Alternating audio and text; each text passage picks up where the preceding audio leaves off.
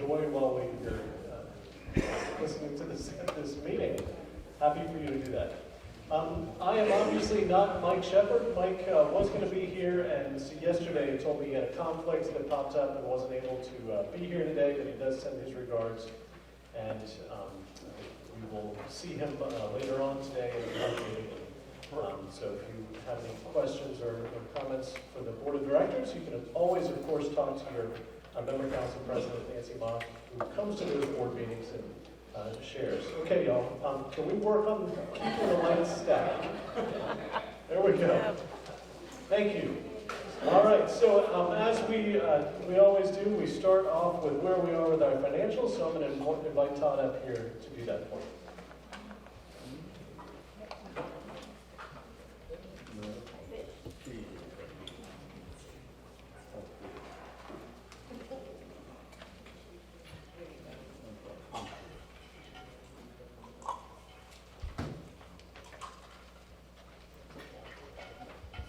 Okay, and I'll set up here. Good afternoon. My name is Todd Stifler. I'm the CFO of Vickers Landing Senior Services, and we will be discussing the fiscal year end 2025 fourth quarter financial results. So if you would all turn to page 3 of your handout, this is the balance sheet, and we will be starting off on the asset side of the balance sheet. So starting right off the bat, we're going to look at current assets right here. Current assets decreased by $2.2 million. This is mainly due to the transfer of funds from the unrestricted use assets to the minimum requirement debt service fund account, within restricted use assets down below, down here. And then you can see also it increased by the AR and also increased in prepaid. Your AR balance increased basically due to the Medicare Advantage claims that we have. It takes a little bit longer than their normal Medicare reimbursements. So it took a little bit of an increase there.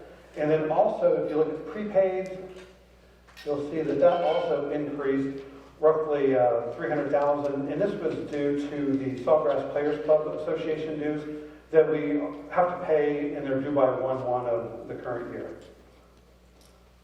Going down to the restricted, held by trustee, this increased by $5.6 million, and this was primarily due to the funding of the debt service fund that we just noted, and also this was also paid by the entrance fee receipts, excess entrance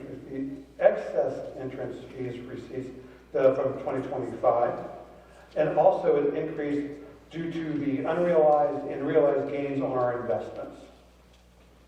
And then the last item we talked about on the balance sheet asset side is the Oak Ridge project costs. These increased $37.6 million due to the continuing construction costs of phase 3, which includes the Oak Ridge Memory Care building, the assisted living building, and the parking garage that's on this campus. And one thing to note, they are still all on budget. Thank you. Next thing. Also we're going to talk about the liability section of the balance sheet. As you can see the top line, accounts payable and other current liabilities, it increased $3.7 million. And this is primarily to the pay applications and the construction retainage payable on phase 3 construction. The entrance fee really didn't change much. Just to point that out, is we have one entrance fee refund due at the end of the year. If you recall, we started off with 2. We added 7, and we paid 8 refunds through 2025. Going down to the next line item, which is the 2024 series bonds. This increased $3.8 million. This is due to our monthly drawdowns on our $66 million loan from Hancock Whitney to fund the phase 3 construction. The next line item is the swap valuation. It gets evaluated every year, and this is just a change in the swap rate. And this is marked to market as of year end 12/31/2025. And the last item I want to talk on the balance sheet is right here, as you see the refundable interest fee liability. It continues to decrease. It decreased roughly $1.9 million throughout the year. Go to the next slide. And this will be your income statement, or statement of operations, which is on page 4. At the top, you can see our revenue. It increased roughly $610,000 over budget. And also at this time, previous year, you're looking at a $4.6 million or a 12.6% increase over the 2024 revenue.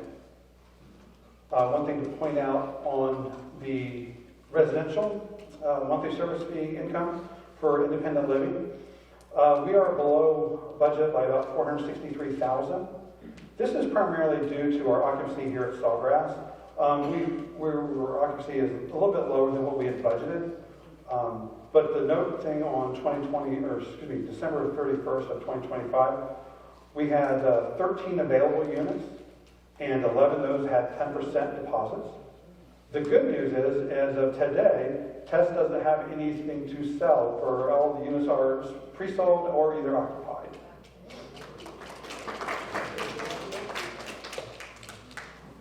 So then to offset the shortage in the monthly service fee revenue is the health services revenues, which exceeded budget by $1.1 million, or 12.3%. And this is primarily driven by the home health exceeding budget by almost $550,000, or 36%. When we look at this, the health center and AO census, fairly reflective of our 2025 budget. Then going down to operating expense, and say it'll sound like a broken record, but again, health services was over budget primarily to our continued use of contract labor to address the nursing shortages and to meet the higher demand of our home health, which offsets the additional revenue that they generated. These were offset by several savings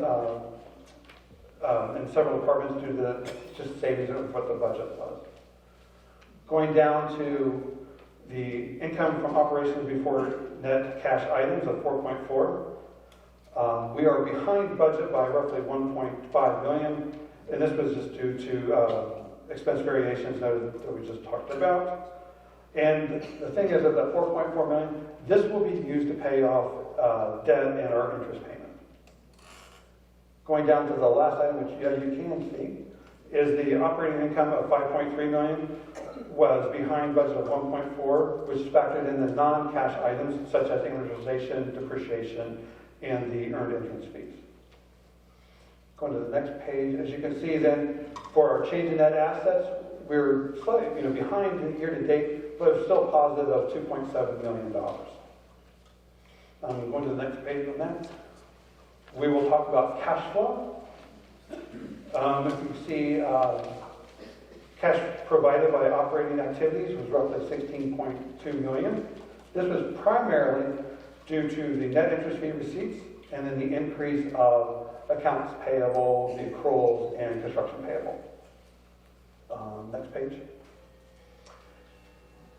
Then we have cash of use of investments, investing activities of $52 million. This was primarily the purchase of PP&E, which is also the routine CapEx that we do at our facilities, and the Oak Ridge project costs. Then the next item we talked about was cash provided by finance activities. Of the $34 million, as you can see, most of that was all related to our drawdowns by the $66 million Hancock loan funds. And then the last item we'll talk about is the cash statement. I pointed out the unrestricted use assets decreased by $3.1 million from 2024. And this was mainly due to the transfer of the funds that I talked about for the debt service fund that is held by Bank United. And then the one thing we don't want to talk, one thing I want to note as well is during 2025, when we did set up the debt service fund at Bank United, this was an OIR obligation. So therefore, There was no debt service requirement on this, so we get to use these funds into our days cash on hand calculation. And then the last item here, where we talked about that was the debt service fund that is Bank United being held at. So we're at 3.8 million. And then lastly of my presentation, just to tell you, our days cash on hand is at 301 versus a debt covenant of 151 days. And our debt service coverage ratio is at 2.68 times versus a debt covenant reserve of 1.2 times. So that is the end of my presentation, and I want to say thank you. Kendall Beck.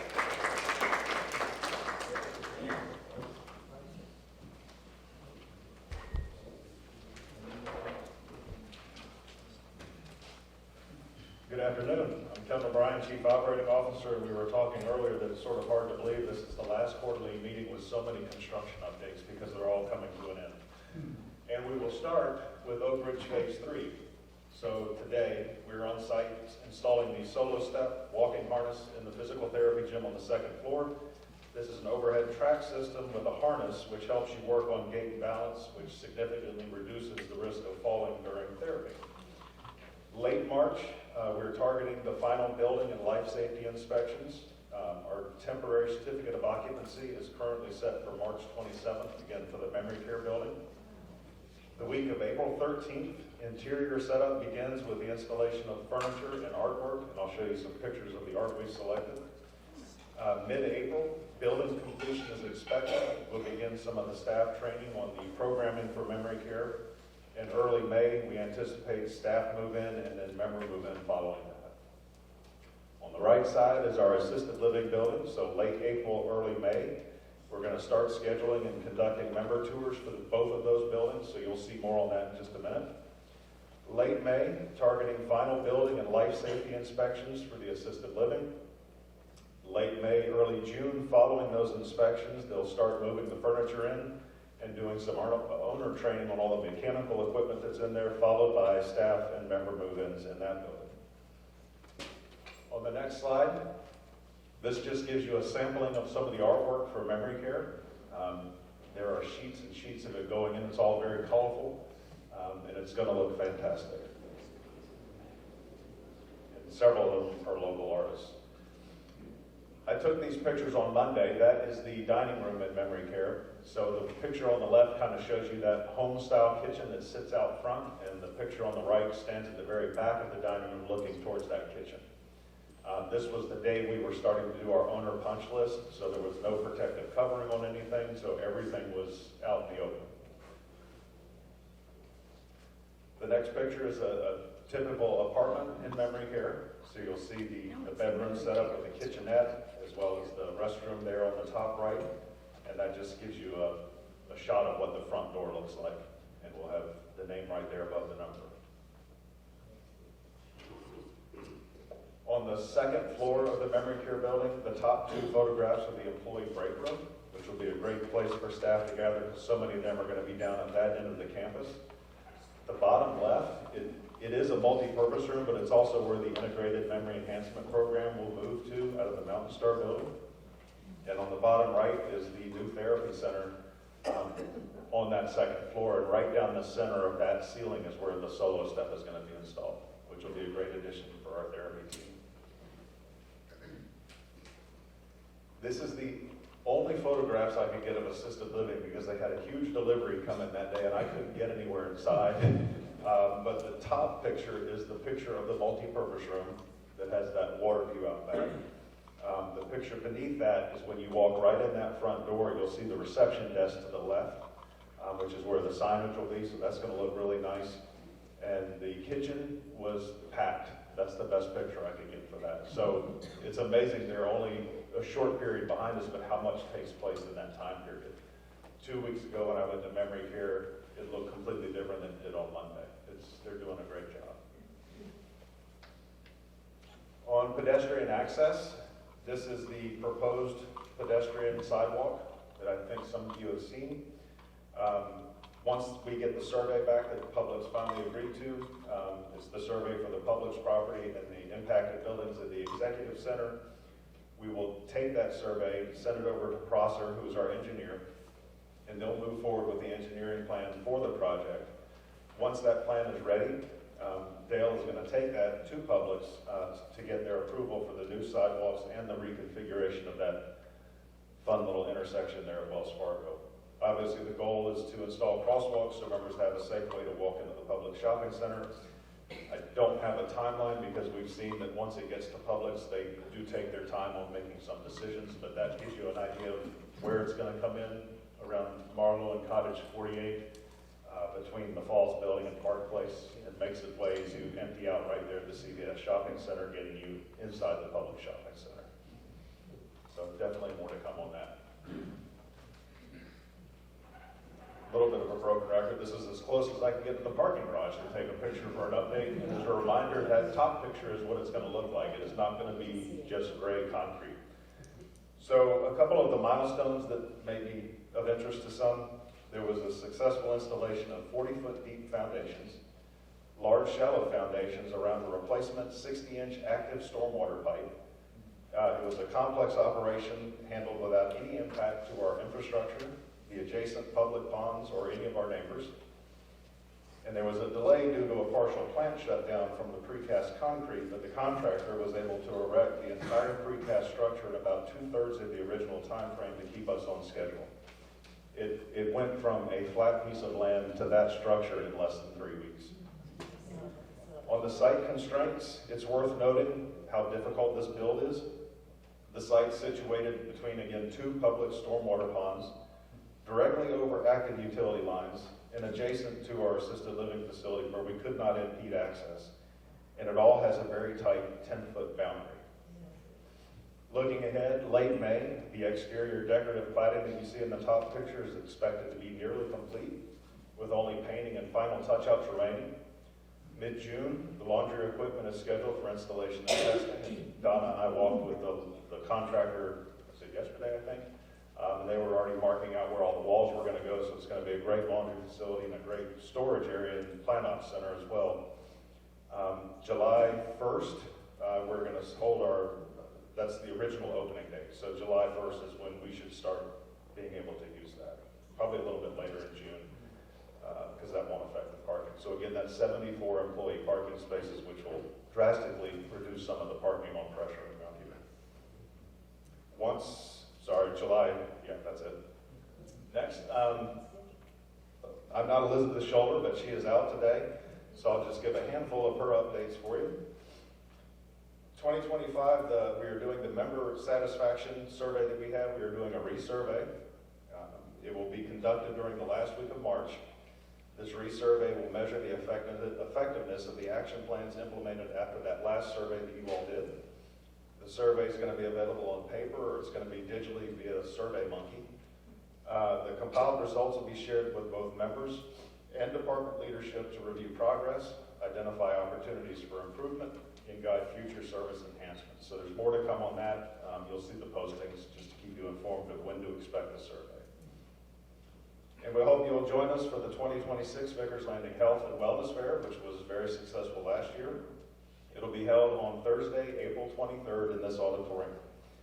We are currently identifying this year's participants, and we'll continue to share updates and additional information through the Vickers Voice and on Cubico. I would encourage you to attend. After 19 years of exceptional service, Chef Martin Carr will be retiring from his role as executive chef at Vickers Landing.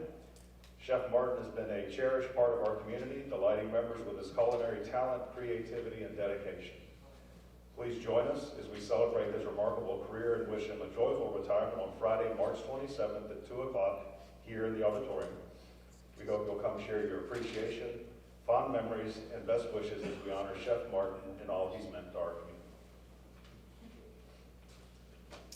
As we look ahead to the opening of our new memory care offering at the Oak Ridge campus, we're pleased to share that we will be hosting open house events for our members. These events will provide an opportunity to tour the thoughtfully designed spaces created to support individuals living with memory deficits and to learn more about the care and services that will be offered. Please stay tuned. Dates and additional details will be shared very soon. And we probably organize those like the flu clinic where we do it by building to kind of manage the flow through the buildings. And I think that's it. It is for Bruce. Thank you very much.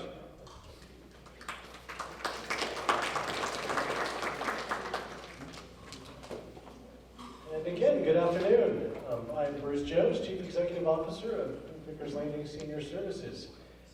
It's certainly bittersweet for me to see Chef Martin leave, because Chef Martin started 3 days before I did. So he always tells people that he paved the way to make sure it was okay for me to show up. So he's a great guy, and we certainly wish him well.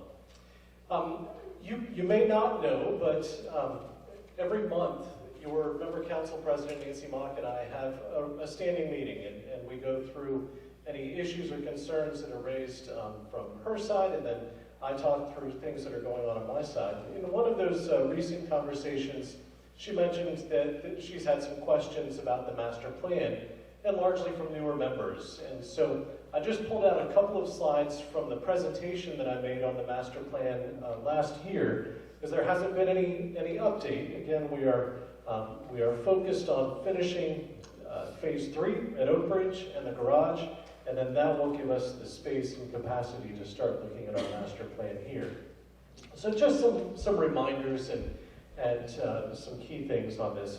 These were some of the stated goals at the time that we started this. We knew that our health center needed to be refreshed and revitalized and modernized. We wanted to enhance and reimagine some outdoor spaces to make sure that we are right-sizing amenity space for you all. We wanted to improve the main entry sequence. We wanted to create additional parking, hence the parking garage. And we wanted to design an operations center, which is now a part of that parking structure, and that will efficiently support the community. And then we did have a conversation as we were going through this process about long-term addition or replacement of independent living homes here on the Sawgrass campus. So just, excuse me, by way of reminder, this was the phasing that we had talked about. Again, this is what we are calling the master plan. That doesn't mean this is all set in stone and will be built as it is shown. Phase 1A, however, is set in stone. That was the precursor to this all. It was financed with phase 3 so that we could get that accomplished. So not only does it create parking, but it also, in creating the parking, creates material laydown space for the future construction to come. So there was a lot of purpose in building that structure. And then 1B is what we were looking at is kind of the initial kickoff of the broader master plan. And that was some new independent living homes that would be directly behind this auditorium. And again, that would necessitate removing the far western wing, the 1400 hall of the health center. And so we would need to move some people around to do that. But again, adding the independent living allows the entrance fees, which increases our debt capacity to do this work. So that's the importance of that. And then the new health center building where the Stratford is, and through that, it's on here as phase 3, but that could be part of phase 1 and 2, is reimagining and redoing some of the common spaces here to make sure we're right-sizing spaces and making spaces that are going to be attractive to you all. And then phase 4 was another independent living, again, to create additional entrance fees to pay for the project.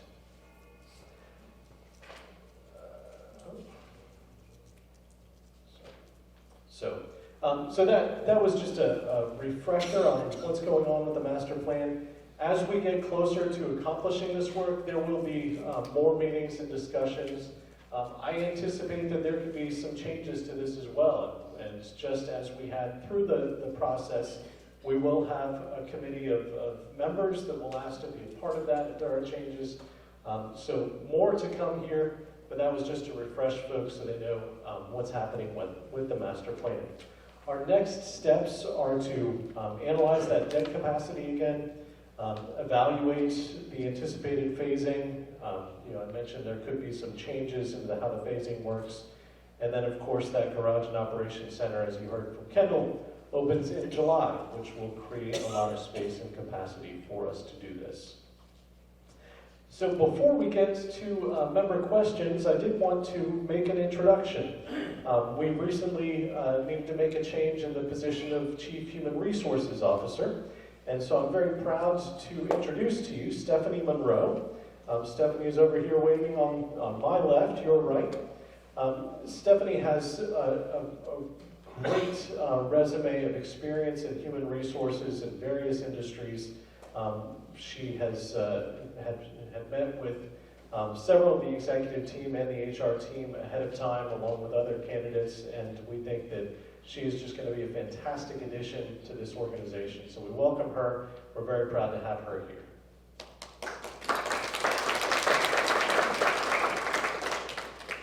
All right, and as is our practice, I will start with member questions that were submitted ahead of time.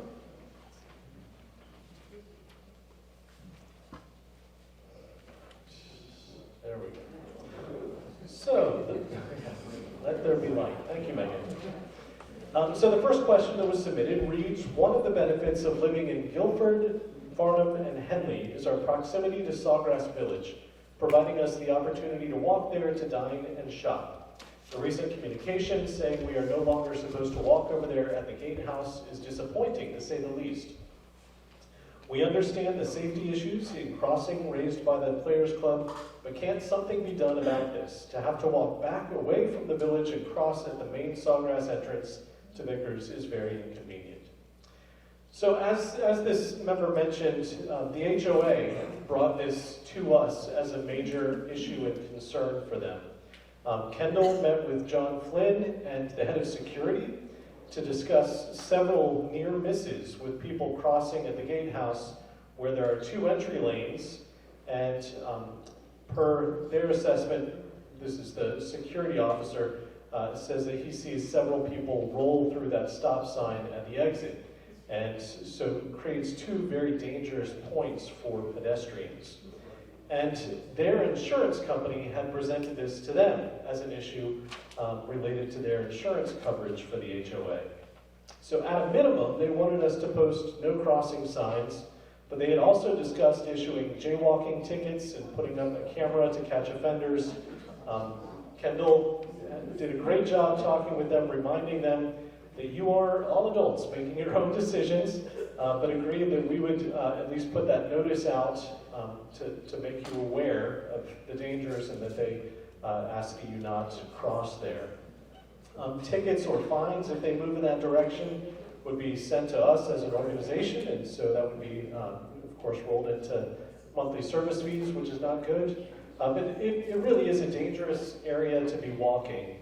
So we will continue to hold the position that members should use the existing crosswalk at the main entrance installed for our community. I don't stand out there every day, but from this podium, I will say I insist that you use the main crosswalk.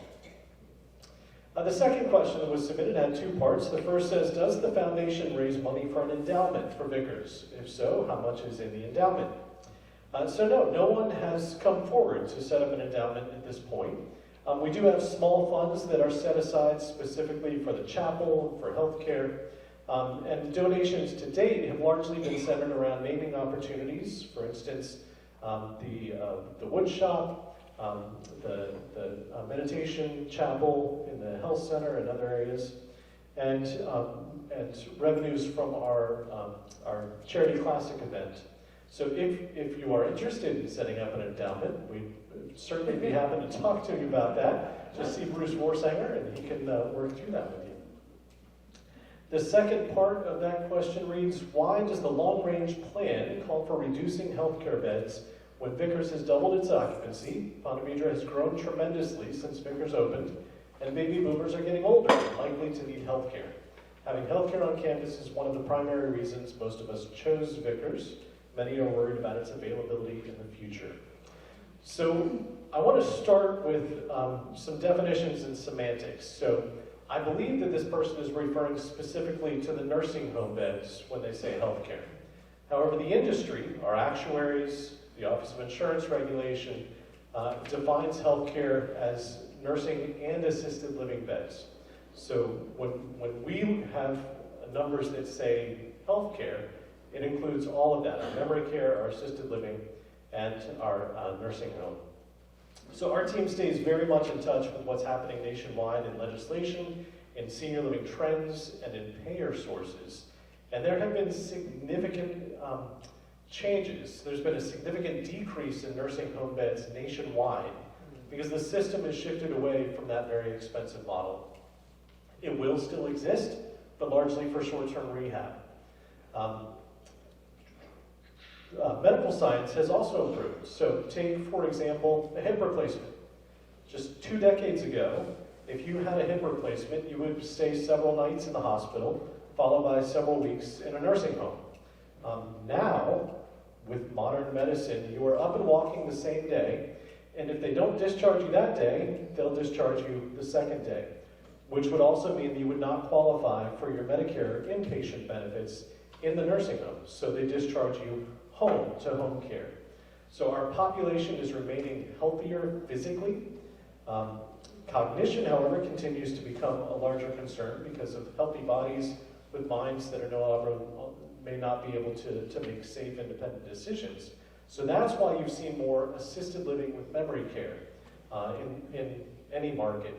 So it's not a reduction in beds, it's a shift in how healthcare is provided going forward. And that's not just us, this is a nationwide trend. The next question has 2 parts as well. The first part reads, the preliminary internal unaudited financial statements at 12/31/25 reflect a change in net assets of $2,702,789. The audited financial statements will properly be issued by the end of March 2026. What will be the proposed change due to the auditor's year-end adjusting entries that were identified and provided by the auditors to that preliminary change in net assets? And what will be the audited change in net assets at 12/31/25? These year-end adjusting entries must be reviewed, approved, and posted by management. Please discuss what caused any changes in the change in net assets and the amounts of the changes due to auditors' proposed year-end adjusting entries. So, as this member rightly states, the audit is due at the end of this month and will be made available to members. The draft audit has not been reviewed by the Board of Directors Finance Committee, so it is premature to comment on a final audit at this point. But once it is approved and made available to members, you will see that any adjustments are clearly described in the notes to the audit as they would be every year. The second part of their question reads, your notice dated 12/31/25 indicated that all financial development and operations of the E-Town community will be completely separate from Vickers Landing, meaning, I infer that the meaning here is Vickers Landing at Ponte Vedra Beach, and there will be no financial connection, obligation, or risk to Vickers Landing. During 2025 or in 2026 year to date, did Vickers Landing, meaning Vickers Landing at Ponte Vedra Beach, advance any funds or pay any expenses for the exploration, feasibility, startup costs, design, legal and accounting fees, consulting fees, etc. for E-Town? Were there any loans or advances to the management company for E-Town or to E-Town directly? If so, how much were these costs, expenses for E-Town, and how were they recorded or expensed on Vickers Landing books? If E-Town or the management company is using Vickers Landing, again at Ponte Vedra Beach property, plant, and equipment, or current Vickers Landing staff, use of its name, Vickers Landing, etc., to develop E-Town, how are these costs being determined and valued in an arm's length transaction and recorded on Vickers Landing books so that Vickers Landing is properly reimbursed at fair market value? So as this member states, and so I will reiterate here, I stated in my letter that no funds from Life Care Ponte Vedra, which is Vickers Landing at Ponte Vedra Beach, have been used for the community to be named Vickers Landing E-Town. So it is completely separate. There are no funds that have been used from Life Care Ponte Vedra. The next question has 2 parts as well. The first part reads, as to parking in the new garage, will home health workers be required to use the new facility? So our staff, and there are home health workers on the campus that are not our staff, but our staff, whether they're home health or not, will be asked to use the parking garage. People from outside agencies will likely continue to park in unreserved spaces around the campus. And as you heard Kendall say, there are 74 spots in that parking garage, and so that doesn't catch everyone, but it does make a big difference around our campus. And then the second part of their question reads, when will Vickers Woods reopen?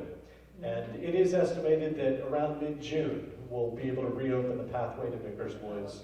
So that is coming up. The next question and final question has 4 parts. The first part reads, it becomes more apparent each season that the Oak Ridge Clubhouse has inadequacies that need to be addressed. During the recent cold snap, the reading area in the mailroom was virtually unusable due to the doors opening directly to the outside. In the warm months, this is also true because of the heat.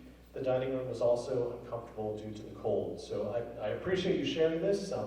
I had not had the chance to talk with Enver since this question came in, but we will have Enver looking into the heating and cooling to see what we can do in those areas. The second part of their question says there is still not proper space for housing groups to hold events if most of their members attend. So again, at Oak Ridge, Janine is happy to help schedule spaces for groups that want to meet. It may be that times for meetings need to shift if there are 2 large groups that are meeting and both want to use a space, but she will be happy to help.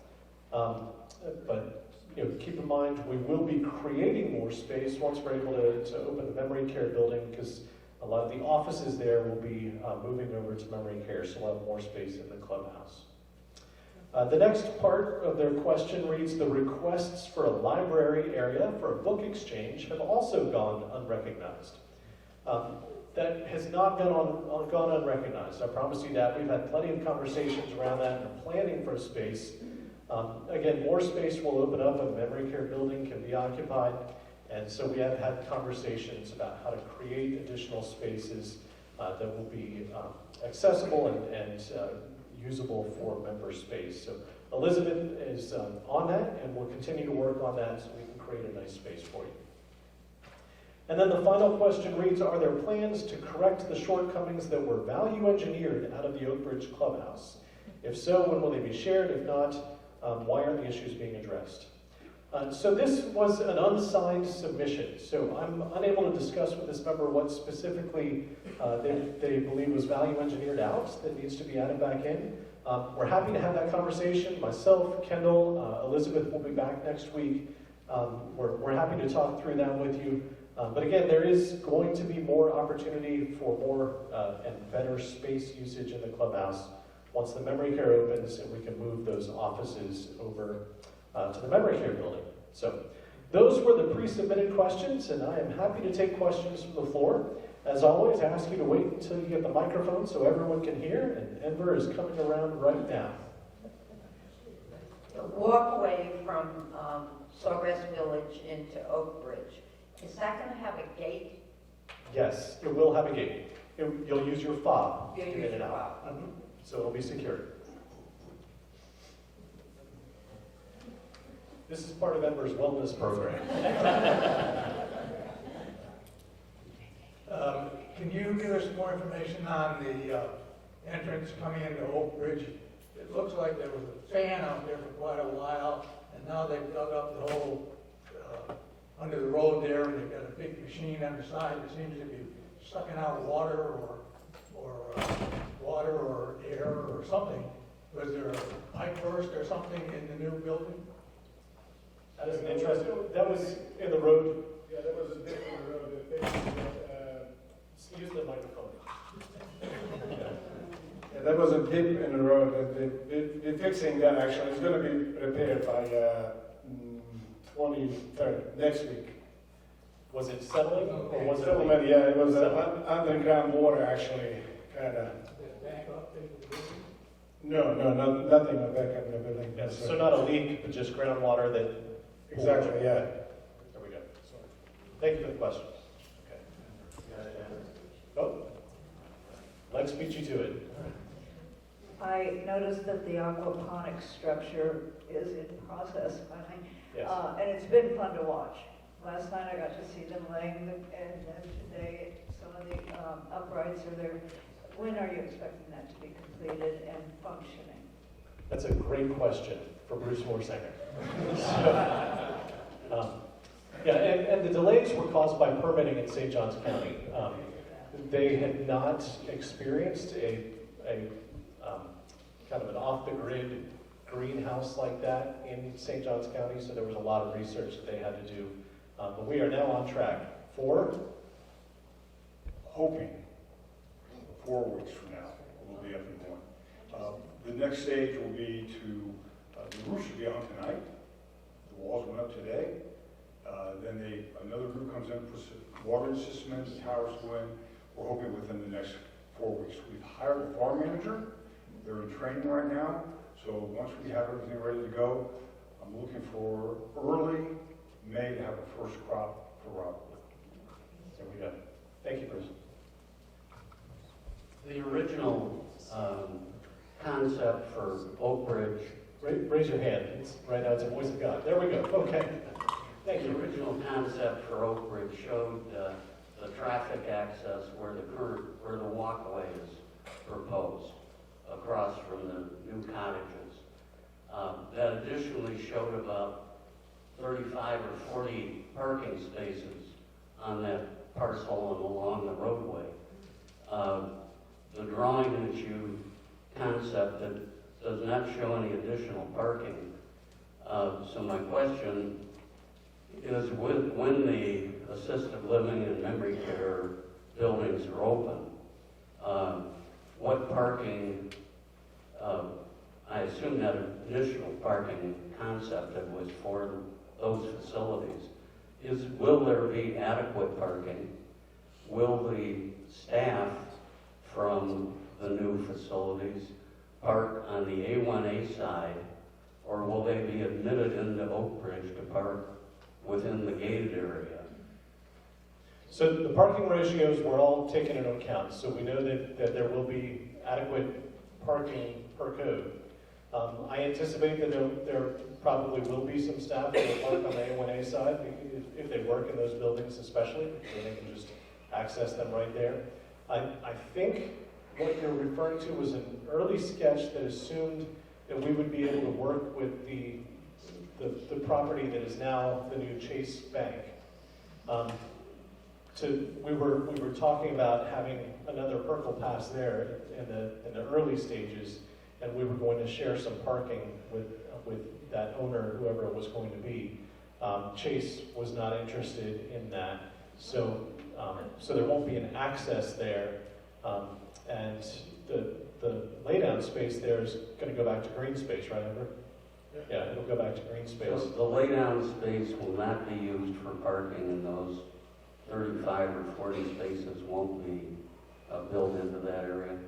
Let's see how 35 spaces can fit there. I've got a copy of the drawing, I'll be happy to share it with you. And that's all internal to Vickers, it was not Okay. into the Chase property. Right, we had anticipated adding parking on our side that would help enhance the parking needs for that building owner. We were looking at ways to get a win-win situation to get an access, but it all became moot when they weren't interested in that discussion. Yeah, let's look at that, and the drawing you're talking about with Edmer and Kendall, and we can have a better answer once it's visualized.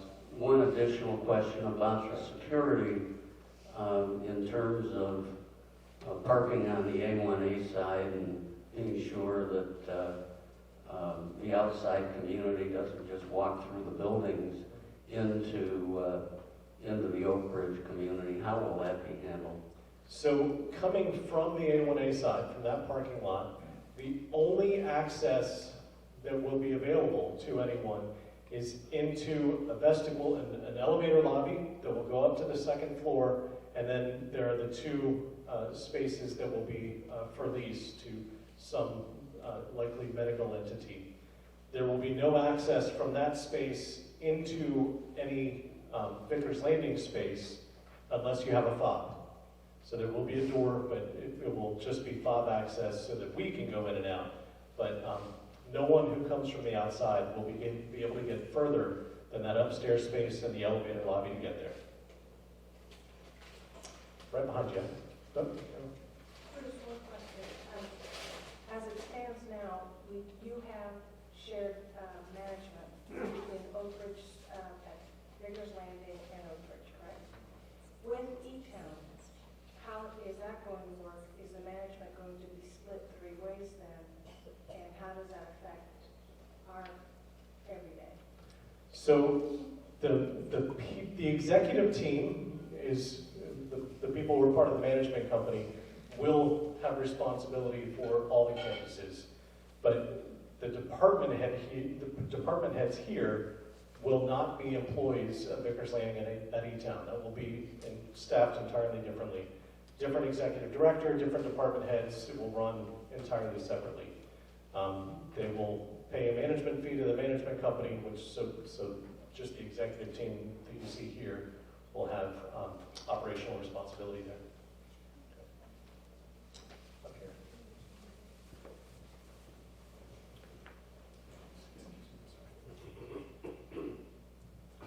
I understand what you're saying about security. If people come into the memory care building, they go inside and they're inside.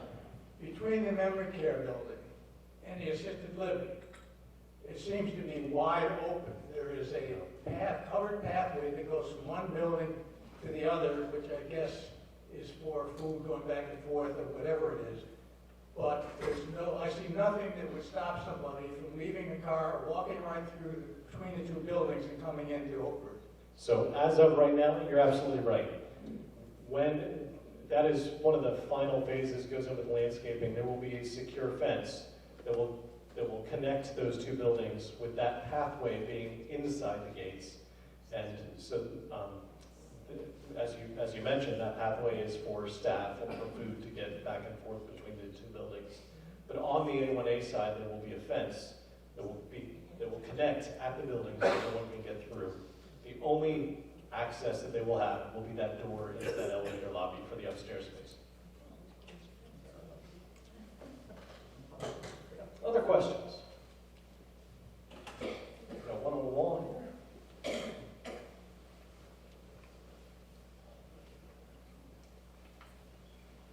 Thank you.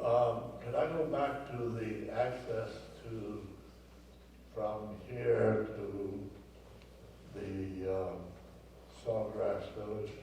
Yes, sir. It's my understanding that the Sawgrass people did consider making a cut at the end, putting a crossway and handling the problem that way, but it would be too costly, quote unquote. Did they discuss this with you? And did you consider participating on doing that at additional cost? So I'm not sure specifically where you're thinking here, but Rather than people right now are going through the back right, road, crossing over to the burn, right, and then going on the other side. right. There is no crossway there. There's no light. Question number 2, was there any consideration of putting those flashing lights that you see when you go to the beach on A1A, and you hit a button, and that type of thing? The other option was to come up several yards into our property, cut off at that corner, make a formal sidewalk, then make a cross over to the other side. That was considered by them. Was that discussed with you, Ellie? Did you consider participating? But they turned it down internally because of cost. Okay, Whatever the hell that was. okay. Were you advised, were you consulted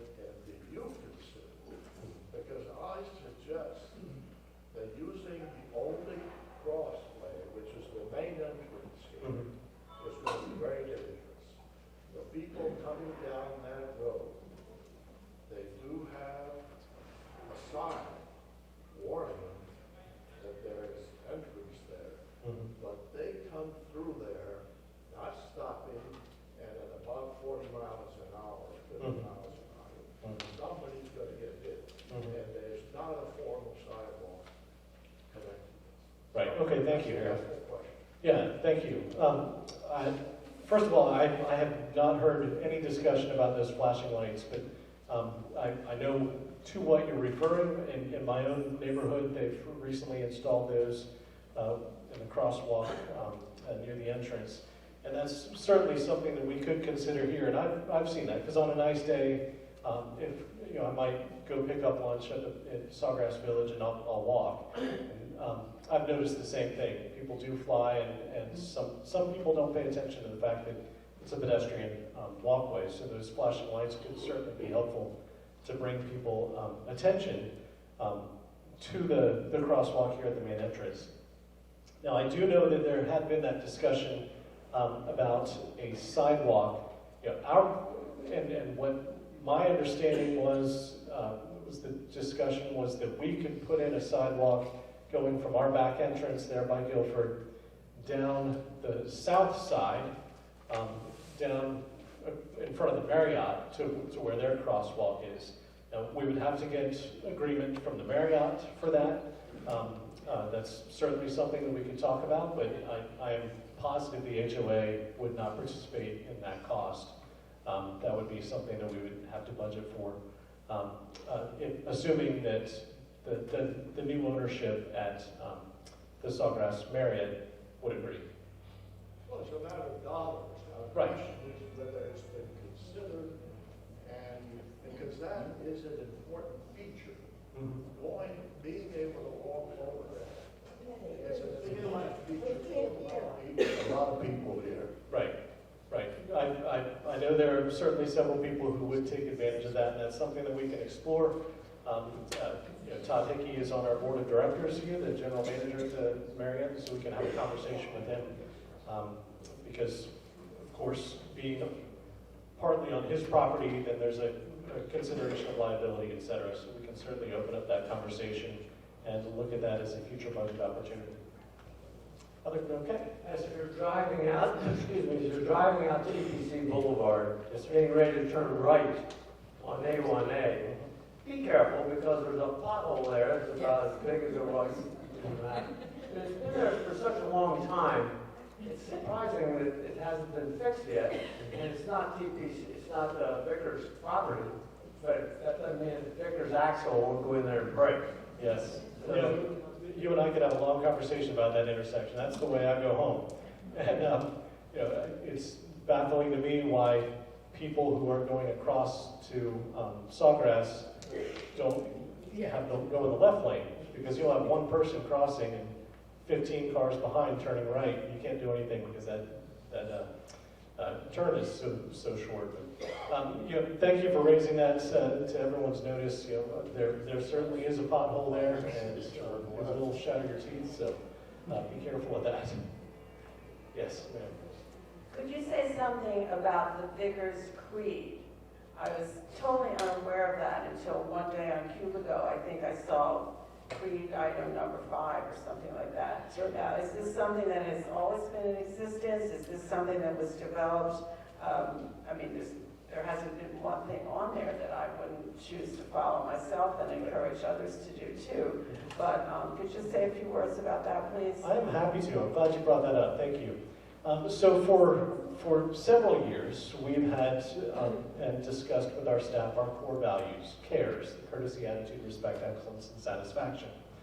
And we started having a conversation last year about, as management changes, as people turn over, as the people, we've seen a lot of people who have been here for 35 years and have retired.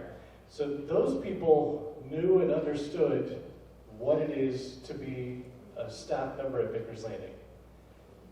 But how do you replicate that in the next person? So we started having conversations about what are the behaviors that describe how you live out those core values. And Elizabeth Scholler did a great job leading a committee of staff called the Culture Committee to discuss that. And we do have several staff members who previously worked at Ritz-Carlton. So this is really a stealing of the Ritz-Carlton model. They do the same thing. But they came up with 17 behaviors that describe what it means to live out the culture of a staff member at Vickers Landing. How do we create this culture, and how do we keep it going, keep it replicated over time? So it is more than just these Credo cards you'll see everyone carrying. Every day, in every department, in every stand-up meeting with the staff, the same Credo is discussed. And so 17 days you go through, and then on the 18th day, you're back to Credo number 1. So every staff member, sometimes someone won't be able to make a meeting, but every staff member that's in their stand-up meeting that day will have talked about that Credo for the day, talk about our core values, and then there's a short discussion. What does it mean in their department? What does that look like in their department? And so the idea is to make sure that every staff member knows what it is to be a part of the Vickers Landing family. Sounds great. Okay, great. Other questions?